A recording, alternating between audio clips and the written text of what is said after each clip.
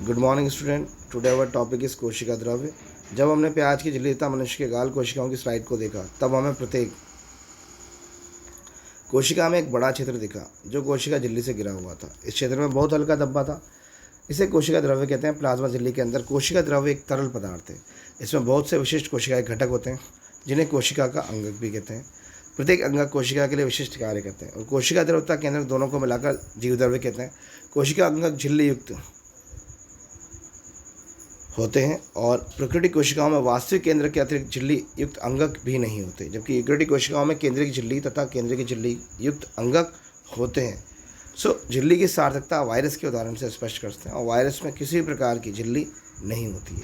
इसलिए इसमें जीवन के गुण तब तक लक्षित नहीं होते जब तक कि किसी सजीव के शरीर में प्रवेश नहीं करके कोशिका की मशीनरी का उपयोग करके बहुगुणन नहीं कर लेता।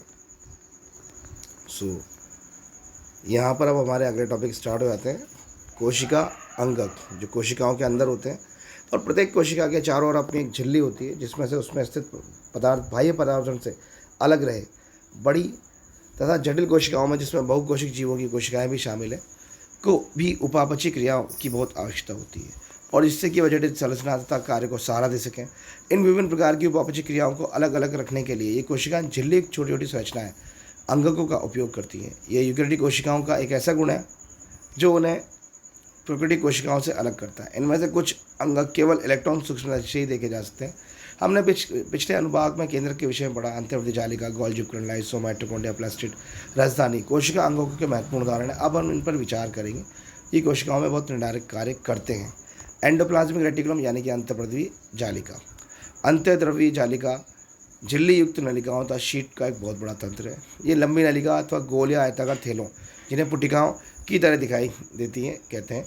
अंतर्द्रव्यी जालिका की रचना भी प्लाज्मा झिल्ली के समरूप होती है। अंतर्द्रव्यी जालिका दो प्रकार की होती है, खुरदरी और चिकनी। सूक्ष्मदर्शी से देखने पर खुरदरी दिखाई पड़ती है। कौन सी?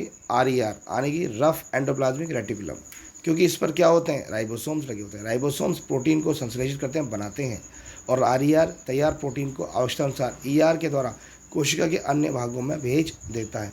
SER यानी कि स्मूथ एंडोप्लाज्मिक रेटिकुलम वसा अथवा लिपिड अणुओं के बनाने में सहायता करती है। ये कोशिकीय क्रिया के लिए बहुत महत्वपूर्ण है। कुछ प्रोटीन तथा वसा कोशिका झिल्ली को बनाने में सहायता करते हैं। इस प्रक्रिया को झिल्ली जीवात जनन कहते हैं। कुछ अन्य प्रोटीन तथा वसा एंजाइम हार्मोन की भांति कार्य करते हैं। यदि भी विभिन्न कोशिकाओं में ER भिन्न रूपों में दिखाई देती है, परंतु सदैव एक जालिका तंत्र का क्या करती है? निर्माण करती है।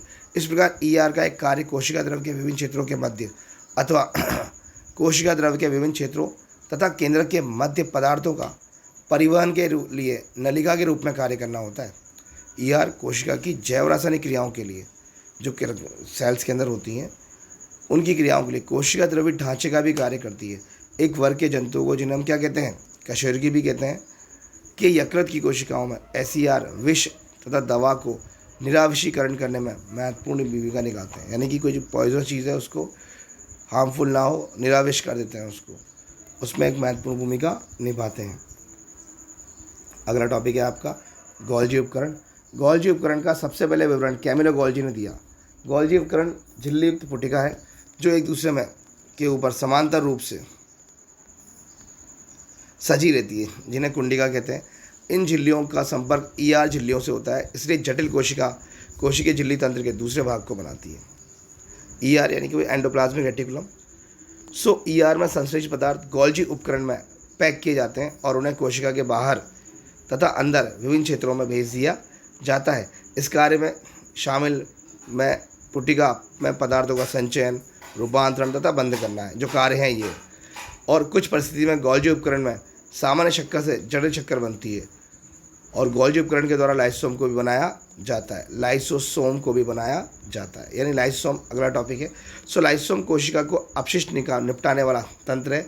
लाइसोसोम बाहरी पदार्थ के कोशिका अंगों के टूटे फूटे भागों को पाचित करके कोशिका को साफ कर देते हैं। कोशिका के अंदर आने वाले बाहरी पदार्थ जैसे बैक्टीरिया अथवा भोजन तथा पुराने अंगक लाइसोसोम में चले जाते हैं तो उन्हें छोटे टुकड़ों में तोड़ देते हैं। लाइसोसोम में बहुत शक्तिशाली पाचनकारी एंजाइम्स होते हैं जो सभी कार्बनिक पदार्थों को तोड़ सकने में क्या करते हैं? सक्षम होते हैं। कोशिकीय चयापचय यानी मेटाबॉलिज्म में व्यवधान के कारण जब कोशिका क्षतिग्रस्त से अमृत हो जाती है तो लाइसोसोम फट जाते हैं और एंजाइम अपनी ही कोशिका को क्या करते हैं? पचा देते हैं। इसलिए लाइसोसोम को कोशिका की आत्मघाती थैली भी कहा जाता है। क्यों? क्योंकि वो अपनी कोशिका को ही पचा देते हैं। संरचनात्मक दृष्टि से लाइसोसोम में झिल्ली से घिरी हुई संरचना होती है जिसमें पाचक एंजाइम होते हैं और आरईआर इन एंजाइमों को बनाते हैं। इसके बाद जो अपना अगला ये ब्लॉग्स है, इस ब्लॉग को हम बेटा अगली क्लास के अंदर कंटिन्यू करेंगे। Thank you very much.